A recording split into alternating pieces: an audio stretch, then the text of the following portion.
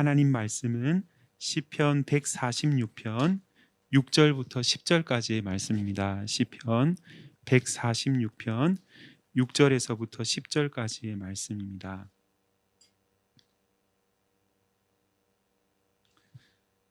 시편 146편 6절부터 10절까지 말씀, 제가 한 절을 읽고 여러분들께서 한 절 읽으시도록 하겠습니다. 여호와는 천지와 바다와 그 중에 만물을 지으시며 영원히 진실함을 지키시며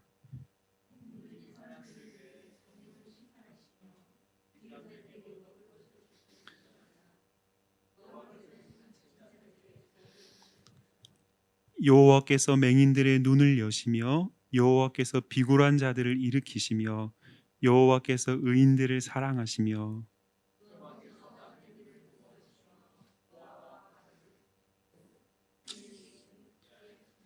다 함께 읽겠습니다.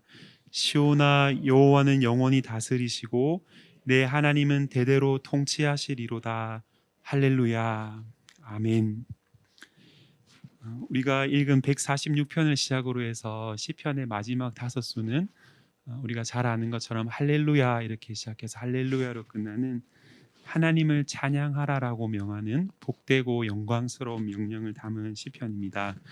오늘 오전에 줌으로 구역 모임을 하는데 시편의 한 구절을 함께 읽고 묵상하는 중에 한 지체가 나눔을 하기를, 시편 속에 등장하는 시인의 모습이 우리의 삶과 다르지 않은 것 같다. 우리의 마음을 비추는 거울처럼 시편 말씀이 내 삶을 향해서 주시는 말씀 같다. 그런 나눔을 하시더라고요. 이 150수 전체를 저희가 지난 1, 2월 동안에 또 상황이 허락되시는 분들과 함께 전체적으로 저희가 읽고 또 묵상하고 하는 시간을 갖고 있는데요. 150수 전체 가운데 주제들이 고난과 아픔을 겪는 시인의 탄식을 담은 탄식의 시가 있는가 하면은 기쁨 가운데 하나님께 감사를 드리는 감사의 시도 있고, 인생의 지혜이신 그리스도를 찬양하는 지혜의 시와 또 하나님의 왕적인 통치와 다스리심을 노래하는 제왕시라고 불리는 시도 있고, 또 그 모든 삶의 상황을 통과하면서 하나님 한 분을 온전히 의지하고 신뢰하는 그런 신앙의 고백을 담은 시들도 있는데, 마지막은 우리가 오늘 보는 것처럼 하나님 그분을 높이 찬양하는 찬송의 시로 끝을 맺는다는 것입니다. 시편 150편 6절이 호흡이 있는 자마다 여호와를 찬양할지어다 할렐루야 이렇게 끝나는 것처럼 어쩌면 우리의 인생 전체를 반영하는 그 모습이 시편의 구성 속에 드러난다는 것이죠.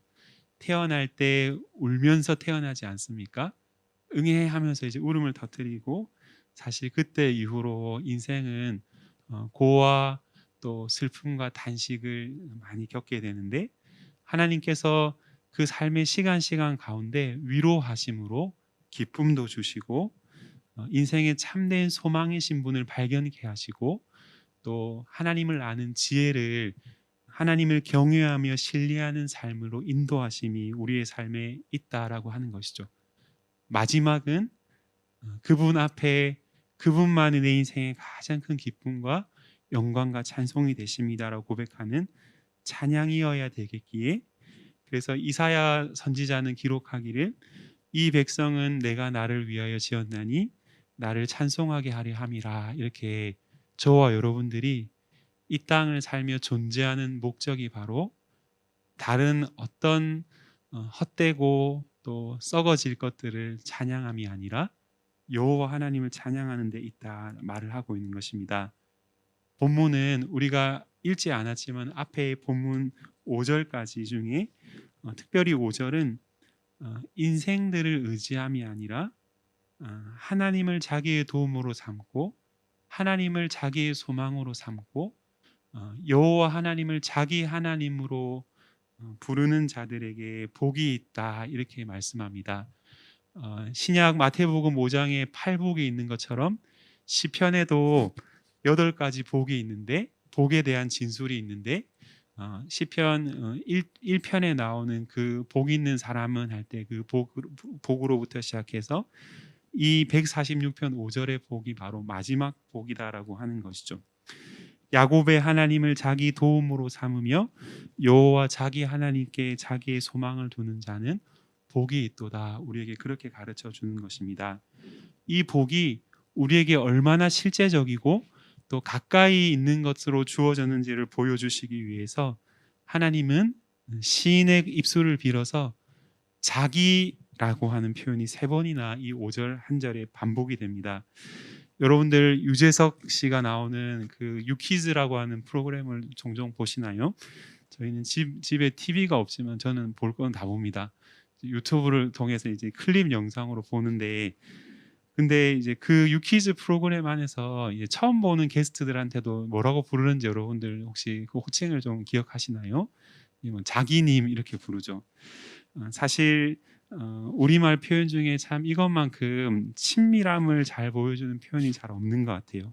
저와 여러분은 창조주 여호와 하나님을 자기 하나님이라고 부를 수 있는 존재들이다라고 하는 것이죠. 그런데 오늘 6절 이하를 보시면 사실 우리가 그 하나님을 그렇게 부를 수 있다는 사실이 얼마나 놀랍고 경이로운 일인지를 우리가 하나님이 어떠한 분이심을 보면서 한번 생각해 보기 원하는데요.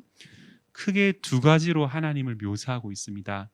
첫째, 그분은 위대하신 분이시고, 둘째, 그분은 저와 여러분을 향해서 한없이 선하신 분으로 성경은 묘사합니다. 6절을 먼저 볼까요? 여호와는 천지와 바다와 그 중에 만물을 지으시고 영원히 진실함을 지키시는 분이시다. 하나님은 위대하신 분이시다. 그렇게 말씀하시죠. 창조의 권능으로 온 세상을 지으신 그 하나님이 그 권능의 손길을 딱 지으신 이후에 손을 딱 떼신다라고 말씀하지 않고 지금도 이 지으신 온 세상을 섭리 가운데 진실하게, 여기 진실하게는 이제 하나님의 신실하심, 하나님의 변함이 없으신 사랑으로 지키신다라고 하는 것입니다. 최근에 저희가 입주 전도를 마치게 되었는데요. 신축된 아파트 가보면은 참 웅대하잖아요. 거기가 보통 재개발하는 데 보면 이제 5층짜리 건물들 다 헐고 한 막 수십 층짜리 아파트를 막 짓고 있는데 갈 때마다 제가 이제 보통 지하 주차장으로 이렇게 들어가거든요. 전도할 때 이제 입주 기간에는 다 열어주거든요. 그래서 막 어디 찾아왔습니다 말 안 해도 이렇게 열어주는 그 시기가 있어서 저희가 열심히 그 기간 동안에 또 전도하기 위해서 최대한 저희가 방호 장비를 갖추고 이렇게 사람들이 우리가 갔을 때 좀 부담될 수 있잖아요. 코로나이기 때문에. 그래서 출발할 때부터 이제 장갑을 끼고 이렇게 출발해서 최대한 사람들이 불편하지 않으시도록 그렇게 전도 가는데 너무 큰 구조물로 들어간다는 느낌을 받습니다. 이렇게 큰 건물들을 어떻게 다 지었을까 이런 생각을 가끔씩 하게 돼요. 이 큰 건물을 어떻게 얼마만큼 전력이 들어와 가지고 이렇게 지하 주차장만 가도 불이 안 꺼지게 계속 켜 놓잖아요. 그런 생각을 가끔씩 하게 돼요. 제가 이전에 이제 강남 지역에서 교회를 이제 부목사로 섬길 때에 40년 된 아파트들이 이제 허물어지고 재개발되는 그런 현장들을 교회 바로 옆에서 살펴볼 기회가 있었는데 상가에 사무실이 있어서 이제 상가 그 뒤쪽 창으로 가면 이제 한강이 보이고 그 상가 바로 뒷면에 이제 큰 이제 옹벽을 쌓아놓고 이제 공사를 하고 있는 장면이 이제 높은 층이니까 한 3층 정도 높이에서 다 보이는 거예요. 그러면서 한 1년 반 가까운 시간 동안에 축구장 한 10개 정도가 들어갈 만한 그 큰 대지에 아파트가 지어지는 광경을 다 볼 수 있게 됩니다. 건물을 하나하나 허는 데부터 시작해서 이 땅을 평평하게 만드는 작업을 하고 또 거기에 이제 고층 건물을 쌓기 위해서 이제 말뚝을 박는 그 기초 공사를 하게 되고 또 타워 크레인 같은 것을 사용해 가지고 이제 그 철골 구조물들을 이렇게 올리는 그 과정들 전체를 다 보게 되는데 그 작업만 하면 끝이 아니라 이제 수도관이라든지 전기 배설이라든지 그런 것들을 다 하는 그 과정들 속에 사실 새벽마다 이제 덤프 트럭들이 이렇게 막 왔다 갔다 하거든요. 제가 보면 한 수천 대가 아마 그 시멘트라든지 그런 것들을 싣고 아마 날랐을 거예요. 짓고 나면 끝인가 생각해 보면 그게 아니죠. 계속해서 이제 유지 보수하고 이제 이런 하자를 이제 보수하는 일들을 하게 되는데, 작은 아파트 단지 하나를 건설하고 그것을 유지하고 보존하는 데에도 막대한 비용과 에너지가 든다라고 하는 것이죠. 누가 얼마나 돈이 많으면 이제 이런 일들을 할 수 있을까? 얼마나 많은 능력을 가지면 이런 일을 할 수 있을까? 이렇게 질문하면서 나는 못할 일이다 이런 생각을 하게 되는 것 같아요. 사실 이제 집 한 채 이렇게 짓고 만약에 살 수 있다 그러면 이제 그게 보통 일이 아니잖아요. 그래서 다 이제 지금은 다 분업화된 사회이기 때문에 돈을 주면 이렇게 해주시지만은, 우리 손으로 다 한다 그러면 작은 것 하나 만들고 그것을 계속해서 유지시키는 것만 해도 그건 보통 일이 아닙니다. 그 축구장 10개만한 아파트 하나를 짓는 데만 해도 그런 엄청난 노고가 들어가는데, 우리 하나님이 지으신 이 거대한 세상은 어떠하겠습니까?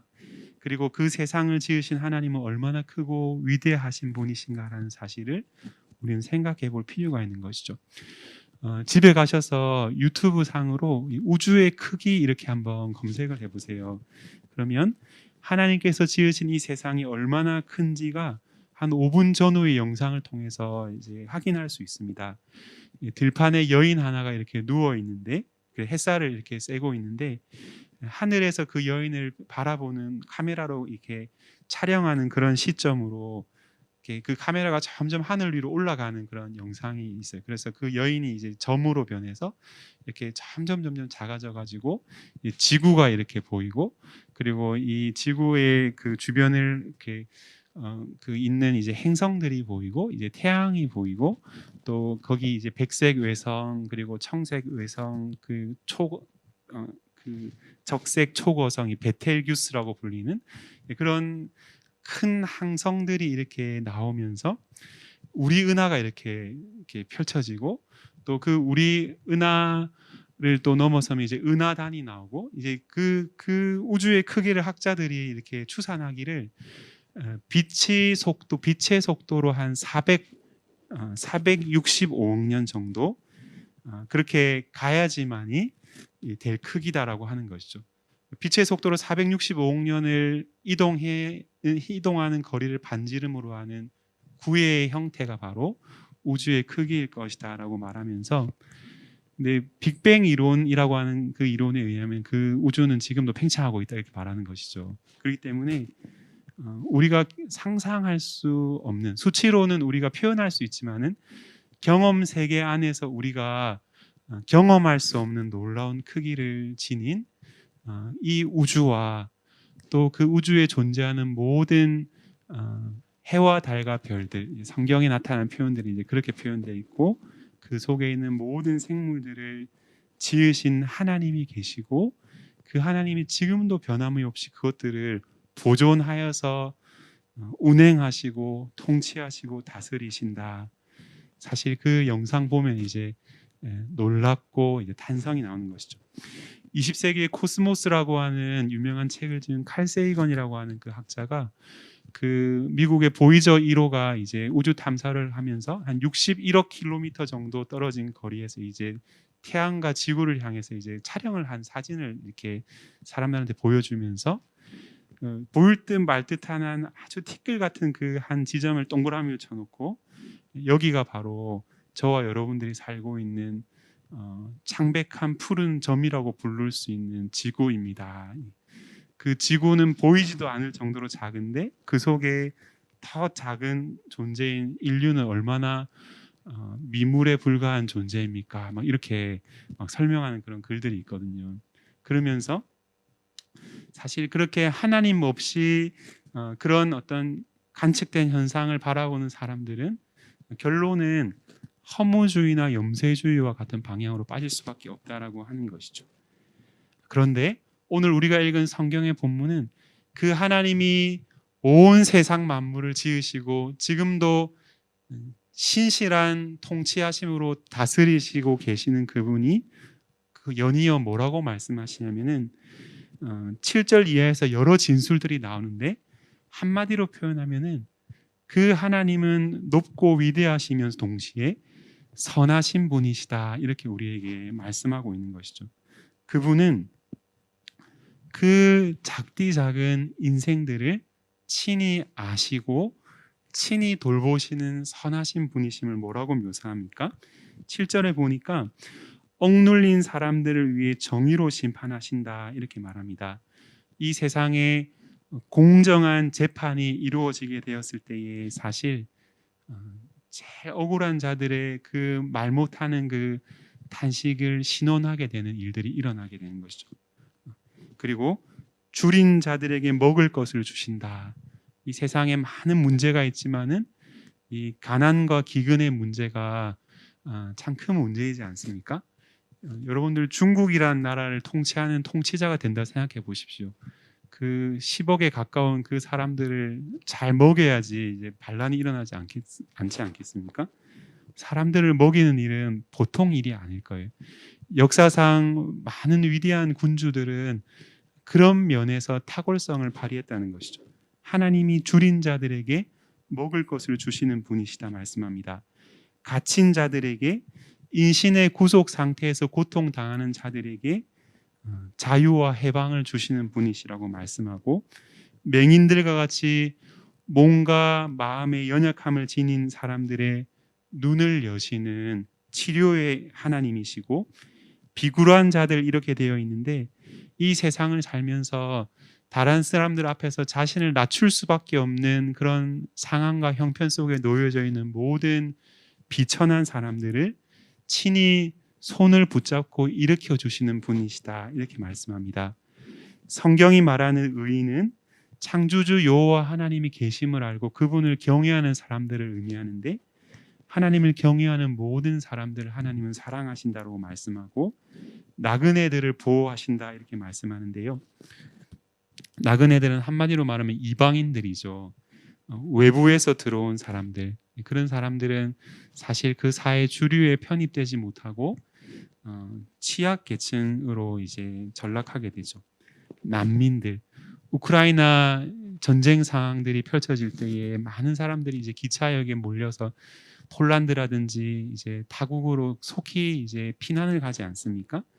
그런 전쟁의 피난민 같은 사람들이 바로 나그네들인데, 그런 사람들을 가장 앞장서서 돌보시는 분이 바로 여호와시다. 고대 근동사에서 고아와 과부들은 그 남편과 아버지의 부재로 말미암아 사실 스스로의 힘으로는 생존 자체가 불가능한 그런 존재들이었어요. 절대적 약자들을 대표하는 그룹들이 바로 고아와 과부들이라 할 수 있는데, 그래서 그들은 악인들에 의해서 너무나도 쉽게 착취되고 유린되고 겁탈당하고 또 온갖 생명의 위험을 겪었던 사람들인데, 그분들을 붙들어 주시는 분이 바로 여호와이시다. 악인들의 길을 굽게 만드시는 분이 바로 그분이시다라고 말씀하고 있는 것이죠. 이 모든 진술은 바로 우리가 우리의 도움이시고 소망이신 우리 하나님을 향해서 그분을 의지하며 나아가는 모든 인생들을 향해서 주시는 말씀이다라고 하는 것이죠. 여호와 하나님은 크실 뿐만 아니라 선하신 분이시다, 이렇게 말합니다. 그 모든 하나님에 대한 두 가지 위대한 진술을 마치고서 시인이 내리는 결론은 이러한데요. 10절에 시온아 여호와는 영원히 다스리시고 내 하나님은 대대로 통치하시리로다 할렐루야, 이렇게 끝을 맺습니다.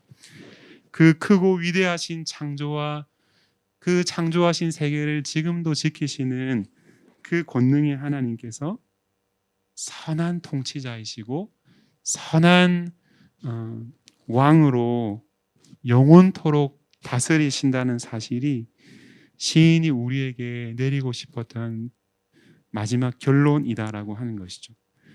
그리고 그 결론 앞에 서 있는 저와 여러분들이 행해야 할 한 가지 명백한 부름이 하나 있는데, 그것이 바로 그분의 위대하고 선하신 통치와 다스리심 앞에서 우리는 기뻐하고 그분을 찬송하고 경배함으로 할렐루야 소리 높여 세상을 향해서 외치며 살도록 부름을 받고 있다라고 하는 것이죠.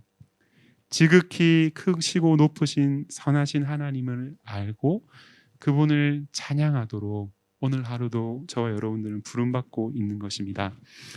오늘부터 대선이 시작이 되었어요. 사실 정치의 주제는 아주 민감하기 때문에 제가 아예 이야기를 꺼내지 않는 것이 훨씬 더 유익하리라 생각이 드는데, 한 나라의 통치자를 뽑기 위해서 이 좁은 땅덩어리에서 어쩌면 총성 없는 전쟁이 벌어지고 있다, 그런 생각을 하게 됩니다. 저는 개인적으로 한 국가의 일원으로서, 한 사람의 시민으로서 이 대선의 이 시즌이, 이 시간들이 저와 여러분과 같은 온 국민들에게 큰 축제와 같은 시간으로 여겨지기를 바라는 마음들이 있습니다. 이 나라의 미래를 이끌어갈 너무나도 귀하고 탁월하고 좋은 지도자 후보들이 각자의 살아온 삶과 이 땅의 공동체를 향해서 평소에 소신 있게 고민해 왔던 많은 아이디어들을, 많은 좋은 생각들을 마치 수많은 진미가 차려져 있는 성대한 자취상과 같이 그 아이디어들을 우리에게 음식으로 공급해주고, 국민들은 그들로부터 그런 이 땅의 미래와 또 우리 후손 세대가 살아갈 삶의 터전을 향한 그 선하고 복된 수많은 고민의 결과들을 함께 나누면서 우리가 그런 것들을 좀 맛볼 수 있는 좋은 아주 귀한 시간들이라 생각이 드는데, 사실 평상시에 그런 생각을 하며 살기에는 사람들이 너무나도 분주하거든요. 당장에 밥을 먹고 살아갈 그 삶의 무거운 짐이 너무나 크기 때문에 사실 5년 후와 10년 후, 50년 후와 100년 후를 생각하며 살아갈 그런 여력이 없는 세상에서 사실 이런 시간들은 그런 방향으로 누려질 필요가 있다라고 하는 생각이 드는데, 그런데 잘 그렇지는 않은 것 같아요. 늘 그렇지는 않은 것 같습니다. 그런 부분에서 어쩌면 낙제점을 줄 수밖에 없는 안타까운 모습이 또다시 반복되는 듯한 그런 시간들을 저와 여러분들이 겪어 온 듯합니다. 하지만 저는 마음속으로 실망하지 않기로 마음의 결심을 하였습니다. 왜냐하면 5년의 단임제로 온 나라를 다스리시는 그 통치자와 비교할 수 없는, 이 땅과 온 세상을 다스리시는 참된 주권자이시고 완전한 통치자이신 분이 계시다는 사실을 오늘 본문이 우리에게 말씀해주고 있기 때문에 그렇다는 것이죠. 오늘 점심시간에 잠시 집에 들러서 아내와 함께 투표를 이제 저희가 하고 왔습니다. 사실 궁금하긴 했지만은 누구를 찍으려는지 제가 아내한테 물어보려다가 이제 안 알려줄 것 같아서 제가 여보 그러면 우리 같이 기도하고 가요. 제가 그렇게 그냥 기도를 같이 안에서 했습니다. 기도 가운데 하나님께서 이 땅을 다스리시는 참된 주권자이시고 통치자이십니다, 이렇게 고백했습니다. 호흡이 끊어지면 흙으로 돌아갈 인생에 불과하다는 사실을 후보자 한 사람 한 사람들이 기억하고서 겸손한 마음으로, 하나님을 두려워하는 마음으로 그렇게 이 나라를 통치해 줄 수 있는 좋은 지도자를 허락해 주시도록 잠시 기도했습니다. 6절과 10절에 나오는 것처럼 하나님의 마음을 담아서 하나님께서 기뻐하시는 그런 선한 통치를 펼칠 수 있는 사람이 이 나라의 참된 통치자로 허락되는 복을 이 민족이 누릴 수 있도록 그렇게 좀 구하게 되더라고요. 억눌린 사람들이 이 땅에 얼마나 많습니까? 그들을 위해서 공의롭고 정의로운 재판을 해주는 그런 지도자, 가난한 자들을 친히 먹일 수 있는 그런 정책과 또 그런 돌봄을 해줄 수 있는 그런 지도자, 그들에게 마음을 항상 향하여 있는 그런 지도자, 인신에 구속된 자들, 그런 사람들을 자유케 하고 몸에 연약한 사람들을 돌보고 자신을 낮추며 살아갈 수밖에 없는 그 수많은 참 안타까운 사람들이 최소한의 인간적인 권리를 누리며 살아갈 수 있도록 그들을 일으켜주는, 나그네를 비롯한 누군가의 도움이 없이는 생존을 보장받을 수 없는 어려움에 처한 사람들을 보호해주는 그런 하나님이 지니신 그 마음을 품은 그런 지도자를 하나님께서 선출될 그 대통령을 통해서 하나님이 그 일을 행하여 달라는 마음으로 기도하는 시간을 가졌습니다. 저는 그 사람이 꼭 신자여야 된다라고는 생각하지 않습니다. 그러나 그가 불신자를 할지라도 하나님께서 그 심령 속에 그러한 마음들을 불어넣어 주셔서 그런 능하고 선하고 지혜로운 지도자를 얻는 복을 우리 세대와 이 민족이 허락받을 수 있다면 얼마나 감사할까, 그런 마음의 소원을 갖고 기도했습니다. 그 모든 일의 시종은 사실 하나님이 하시는 일이고, 그리고 그 모든 일의 전후에는 보이지 않는 성도들의 간절한 기도의 RM들이 있을 때 그 일이 가능하다는 생각을 하게 됩니다. 사실 저는 선거구가 더 걱정이 됩니다. 어느 누가 되시더라도 분열되어져 있는 이 나라를 하나로 잘 묶어내는 통합의 리더십을 보여줄 수 있도록 그런 마음으로 기도하게 됩니다. 주제가 조금 다르게 흘러간 것 같지만 사실 저와 여러분을 비롯한 모든 성도들은 세상의 그 어떠한 정치 결사체의 지도자보다도 더 높고 더 고귀한 분을 만왕의 왕 만군의 주로 모시고 고백하며 섬기며 살아가는 사람들입니다. 하나님께서는 모든 사항들을 통해서 당신의 위대하심과 선하심을 드러내실 것입니다. 우리가 그 사실을 알고 마음 중심으로 담아 그것을 고백할 때에 우리는 기도하지 않을 수 없을 것입니다. 선거가 치러지는 오늘부터 다음 주에 이르기까지, 그리고 그 이후의 시간들 동안에 우리가 그 참된 통치자이신 그분 앞에 엎드려지는 그 부르심 앞에 온전히 순종하는 저와 여러분 모두가 되시기를 주님의 이름으로 간절히 소원합니다.